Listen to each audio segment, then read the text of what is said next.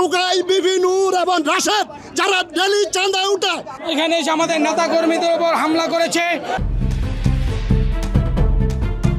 29 August সন্ধ্যায় রাজধানীর কাকরাইলের বিজয়নগরে একটি মিছিল বের করে গণ অধিকার পরিষদের নেতাকর্মীরা। মিছিলটি বিভিন্ন সড়ক প্রদক্ষিণ করে জাতীয় পার্টির কেন্দ্রীয় কার্যালয়ের সামনে গেলে গণ অধিকার পরিষদের নেতাকর্মীদের উপর হামলার ঘটনা ঘটে। প্রত্যক্ষদর্শীরা জানান, মিছিলের পর রাত 8টার দিকে দ্বিতীয় দফায় জাপা কার্যালয়ের সামনে জড়ো হন গণ অধিকার পরিষদের নেতারা। এ সময় জাপা নেতাকর্মীদের সঙ্গে তাদের ধাওয়া পাল্টা ধাওয়ার ঘটনা ঘটে। প্রত্যক্ষদর্শীরা আরও জানায়, সংঘর্ষের এক পর্যায়ে ঘটনাস্থলে সেনাবাহিনী এসে জাপা নেতাকর্মীদের সরিয়ে দেয়। তৎক্ষণাৎ গণ অধিকার পরিষদের নেতাদের ঘটনাস্থল ছাড়তে 10 মিনিট সময় দেয় আইন শৃঙ্খলা রক্ষাকারী বাহিনী। এর মধ্যে ঘটনাস্থল ত্যাগ না করায় সেখানে ব্যাপক লাঠিচার্জের ঘটনা ঘটে। এ সময়